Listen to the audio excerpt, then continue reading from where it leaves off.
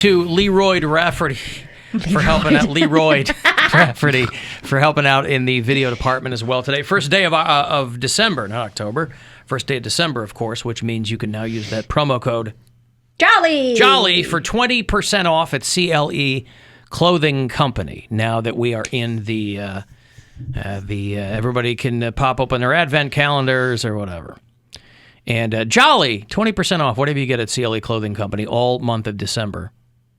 If you listen to the show on iHeartRadio from somewhere across these United States and beyond, anywhere throughout North America, we have Canadian bureau chiefs.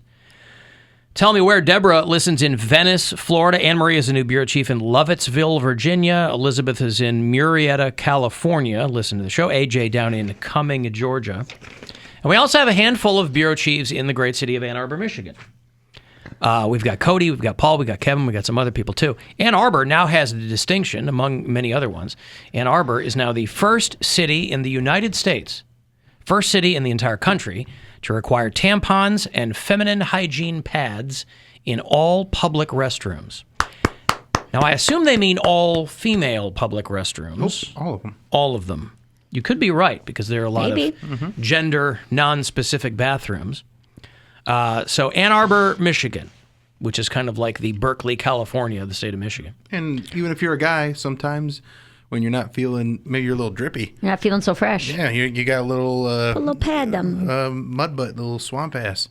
And you go, put a little pad down there. Yeah. Have you ever had to employ a sanitary napkin in an emergency case like that? I have not. You haven't, okay. Have you? I mean, listen. No, he brought it up. Sometimes you get mud butt. I thought maybe he was speaking from personal experience. I would say there are situations where I would have preferred to have that, but I've definitely had like a swampy one, and you go, ooh, like it's like the marker, like the Andy Dwyer clip, where it's like you just keep wiping and keep wiping and keep wiping.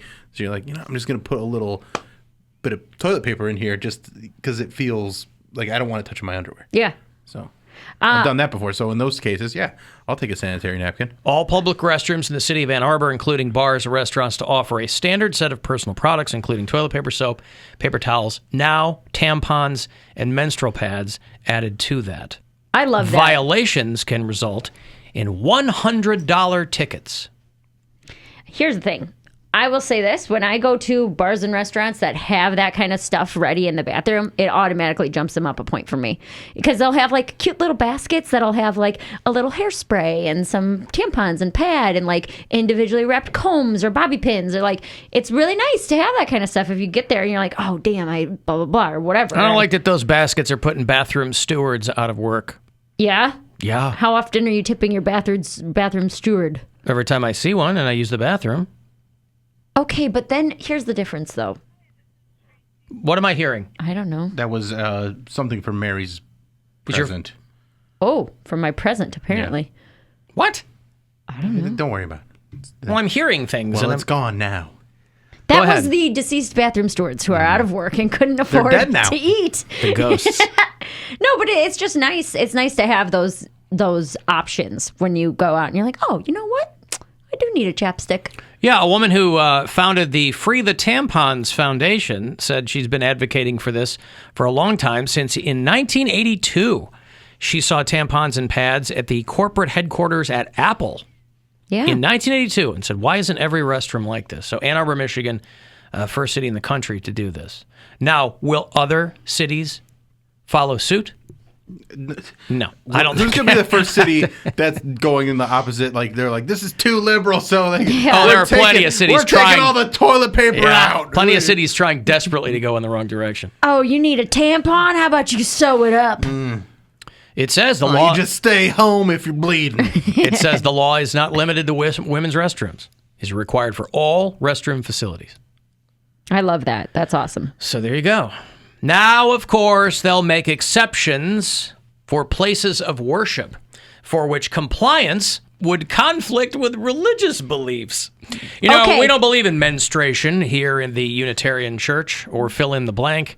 I will say this, it's about tampons, because my mom, I grew up super religious. Don't put that up there. Yes, I used a tampon when I was 13 years old, and I first got my period, and my mom told me that I was going to hell because I wasn't a virgin anymore. I had premarital sex with a tampon because it Boy, you don't broke ever the want to have hymen. sex with somebody who thinks that a tampon ruins your virginity. And a Well, match. she was furious. I got grounded for it. I got grounded for using a tampon because she was like, "You're not pure anymore." Well, if So- we could move from away from all this Bronze Age superstition, be a more fun place to hang out. Imagine your number. If you Oh count my God! If you count all your tampons, twice a day, every day for a week for 16 years. What are you, a slut? I just had a really heavy flow. I don't know what to tell you. I needed Supermax. I was flowing out and had to keep changing them. Yeah. Yeah, so I could see how churches would get upset about tampon use. I can't see them getting upset about pads, but If you're a church and you're a person that thinks someone's not pure because they use a tampon, I want you to take a hard look at yourself and understand how silly you are. okay. Now hold on though, because scientifically speaking, if an intact hymen is what keeps you a virgin, and you bust that with a tampon, Yeah, okay, yes. technically, Yes, that's physically that would be the case. Well, but that's their not argument. what. But please, religious people are not concerned about the purity of the human body. Look what they're doing to it. just saying. I know. People repeat these things that they don't really make sense, but they go, well, it's the way it's always been done. Yeah. Yeah. It's the way your grandmother taught you. It's all nonsense. A tampon is not a penis. No, I know that. Right, and that's Believe what I'm me, big explaining difference. to people like your mom, that a tampon is not a penis. Therefore, if a woman uses one, it does not take away her virginity. Also, her virginity is not your business. Well, at 13, I was mortified and Well, was. if you're a deeply religious parent, you think it's your Oh, business. yeah. Yeah, I was- And I I'm was- telling you, it's not. so sad that I was going to hell. I repented every day, and I was grounded, and I couldn't do anything, and I mean, that's very psychologically damaging, but there are people who believe that kind of stuff. Oh, yeah. And I'm telling them, stop it. They're not going to listen to you. You didn't They're write not the going to book. listen to Bill Squire You telling didn't them to write the stop it. Come on. So, and it has But lots the to do book with. doesn't say that. It also has lots to do with, like, women who are in poverty and things like that, Yeah. who don't have access to these things. Yeah. So, Who so are that's- using toilet paper or whatever. Yeah. By the way, did you see Clarence Avant's wife got killed? Oh, really? So Clarence Avant, if you happen to be at the Rock and Roll Hall of Fame induction ceremony about a month or so ago, or if you watched it on HBO a couple of weeks ago, Clarence Avant, they called him the Black Godfather. He got inducted. He's not a musical artist, but he was invaluable to African American artists at the time, going way back, because they didn't really have, all the record companies and management companies were all owned by white guys. And this Clarence Avant guy was a manager for a lot of influential artists, and he owned a record company and a management company, and I knew he bought some radio stations, things like that. So Lionel Richie inducted Clarence Avant into the Rock and Roll Hall of Fame. And the way that they were showing the kind of supercut of what this guy had done, you thought he was dead. And then this little guy comes out, and it's Clarence Avant. Everybody gave him a standing ovation. And his wife was just killed in a home invasion, in a robbery in Beverly Hills, where they lived. In Beverly Hills, of all places. Oh, my God. This is Columbo. This is what I've been watching. Just one more thing. Just one more thing. His wife, Jacqueline, they've been married for 54 years. We just saw him at the Rock and Roll Hall of Fame. And he was kind of dabbing his eyes because he was kind of so happy and humbled and whatever. And wife of legendary music executive Clarence Avant was shot and killed Wednesday. Dang. So that's just this afternoon? Like, just Or happened? was it last week? It said 2 a.m. Pacific time. That's this morning. Yeah. Yeah. 5 a.m. our time. When the Beverly Hills police arrived, somebody called about a gunshot. She had already been taken to the hospital and died. She's 81 years old. That just don't. Whoa. He was home. They were both home. Somebody shot into the house or broke into the house. He was just here and got inducted into the Rock Hall. They did a documentary. If you've watched that Black Godfather documentary on Netflix, that's about Clarence Avant. So, geez, you're kind of on this high for maybe a little while. I mean, when you get to that point, you've seen everything and done everything, So maybe being inducted into the Rock Hall is just, nice, but whatever. But holy cow. That's sad. Yeah, just this morning. So upsetting. Pretty wild. Alan Cox Show After Hours line for people who just want to leave quick messages there, you can. It's 216-986-8903. Hey there, Alan. It's Dell from Lakewood. Just calling. Driving back through Chicago traffic, going through the Loop right now, or the Jane Byrne interchange. God, what a terrible name. Just had the urge to call you just to, give you this message. Ain't nobody gonna tell me how to live. That's all. Thank you. Oh, all right. Well, there you go. That's how you know that you're just sitting there in Chicago traffic. He's got plenty of time to think about me, think about yours truly, and leave messages. Thank you, pal. The Jane Byrne. Hey, I was thinking about this because at home, every expressway is named after somebody. They don't do that here, do they? Not really. Like 90 West is 90 West. Yeah. Why don't they do that? Maybe there's not enough prominent people from Cleveland. Because No, there's it plenty makes of prominent it people. easier for the guardians of traffic to keep track of it. It's another reason they're overrated. Memorize all these names. What are they doing? Roll call? Well, Jane Byrne, he mentioned the Jane Byrne Expressway. It's called the Jane Byrne Interchange, and it basically connects three of the major expressways around Chicago. Jane Byrne was the first female mayor of Chicago in the 70s. Of course, the current mayor, Lori Lightfoot, pride of Massillon, Ohio. Does she have a highway? Not yet. No, she'll be lucky if she gets reelected. They have a lot of... Wait a minute. Aren't they going to run out of highways at some point? Or they only name, like, portions of it? Yeah, like an interchange where, Okay. the spaghetti bowl or whatever, Yeah. So there's, it connects the Dan Ryan, which was an interchange named after a guy that used to be on, the county board or something. The Kennedy Expressway, which is obviously named after JFK. The Eisenhower Expressway, Jeez. named after the president as well. But I was thinking about it, I was like, they don't do that here. I mean, you might have a street. It might be Frank Jackson Circle for obvious reasons. There's portions that are dedicated to people, like where that police officer died a couple of years ago on 90. No, but I mean, but it's not that's like a memorial yeah. designation. That Right. the family goes, could we do this? And they go, yeah. But it's not like, when we have our traffic reports, they go 90 West, 90 East, 77 South. The Jennings Freeway. I don't know who that's named after. William Jennings Bryant. Waylon Jennings, maybe? Yeah, famous Clevelander Waylon Jennings. Yeah, duh. Yeah. I used to do a bit about the Dan Ryan Expressway because I would drive through Chicago so much, and it would always be so terrible to drive through.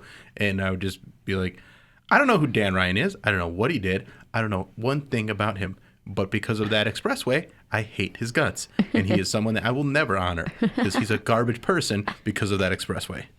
Yeah, but also it's not like any of the other expressways are any quicker. They're all, once you hit downtown, they're all That's slow. what I'm saying. You're just crawling through, And then you're I said going to you should besmirch name it- John F. Kennedy, Bill? That's what I'm saying. Or You should- Dwight D. Eisenhower? You should name it after people you hate. Like, I got stuck on the Hitler Expressway because it sucks. And Oh, that makes yeah, sense. the busiest, most, yeah. And like, I hate that expressway. Although he's kind of known for the Autobahn. So that might not have the desired effect. Who's killed a lot of Clevelanders? We can rename Dead Man's Who's Curve killed a lot of Clevelanders? Sausage. The Anthony Sowell Pierogies. Memorial. Yeah, the Red Anthony. meat. Po' Boy Avenue. So, yeah, okay. Well, hey, thanks for the call. I appreciate it. Have any of you guys driven on the Autobahn? I've never been to Germany. Never been to Germany. I had a friend. Yeah. I've been sitting on this story for a long time. I was waiting for somebody to ask me. Please, Bill. I would love, frankly, to hear your Autobahn story. Please. Went as fast as I could. Which was Some kilometers per hour. 27. I went a certain number of kilometers each hour I was in the car. And it No, my was brother's thrilling. been on it. He was in Germany for his mission. so- Mission, yeah. He's been on there. I don't want to be responsible like that. I know they keep it clean because you can't have any potholes or something like that. Because my friend goes to Germany every year, but I just wouldn't trust myself. Goes to Germany every year. Yeah, her family's from Germany. Oh, I see. I haven't done a lot of international travel. I've never been to Europe. I mean, Italy's on the bucket list, but I feel like that's a whole... Highly recommended. You've been to Scotland Been all over the and place. Ireland, All over the place. but not need it? Germany. Not Germany. Not Germany. Don't Italy? speak the language. Switzerland's the one I want to go to. Huh? Yeah, nice and neutral, huh? It's just so pretty. You like their They got the cheese? chocolate and the cheese and the army knives and the whole thing. Yeah. It's just honestly, Bank accounts? It's the mountains and the grass. It just is the most gorgeous place on the Yeah. planet to me. My mother-in-law travels a lot with like a friend, and she's gone to Vienna and Austria and Switzerland and all that. Yeah. She's like, man, she goes, parts of it can be touristy. They'll have like the Matterhorn gift shop. But she's Yeah. like, but it is when you're in like the Alps. And she's like, what's going on? Serious yelling. Oh, she's like, it's beautiful, beautiful part of the world. I'm sure. Yeah. Any of those, like, I don't even know if it would be is it considered remote? No, I mean, if you're talking, live there, yeah, if you're but- talking Vienna, I mean, that's a major Yeah. European city. They seem like they have like little towns or little like there's like 20 houses and a little bakery and Villages. villages. That's the word I'm looking for. Yeah, just That'd like be we have cool. small towns over here. But not as cute. Not at the bottom of a mountain. Not mossy. You're just not going to the right mossy towns. What mossy towns are there in Ohio? Do we have any bureau chiefs from mossy burgs in and around the greater Cleveland metropolitan area? Well, the small town was something that was pretty iconic in America for a long time, but they've been decimated because there's big business. Yeah, thanks, Walmart. You put a Walmart near, and then now all the shops closed down. And meth. Big business. And, hey, meth's big business. You think meth's not big business? They could rename 90 to Rhodey McRoadface. No, I mean a local. There's no. If you really dug in, there's no shortage. It's not like John F. Kennedy was from Chicago, but it's a huge Drew Carey. Irish Catholic city. So you're going to get John F. Kennedy, and yeah, you go back far enough, and these were just regular, roadways. But I was thinking about it, and I was like, they don't do that here, and they should. There are plenty of prominent Clevelanders. Halle Berry Avenue. Well, I don't even mean celebrities. I mean, most of these, I think that they're renamed because you have a group of people, a historical society or something that wants it to be done or pushes for it to be done, and then they make a big deal out of Tim it. Couchway. They could do it here, No, I know there's plenty of. I'm sure there's like a Bernie Kosar Drive or something. That's There's probably Lou Groza Boulevard. there. You And go. Lou Groza Fields in Berea. Lou Groza, was he from Berea? Was he a No. Cleveland Brown? He was a Cleveland Brown. Brown, Okay. Lou the Toe.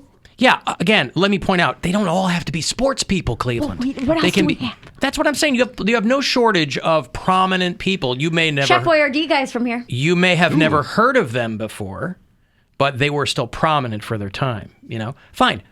On the Boyardee West, Yes. it's bumper to bumper. Lifesavers were also invented here. I don't know who invented those. Lifesavers? Mhm, the candy.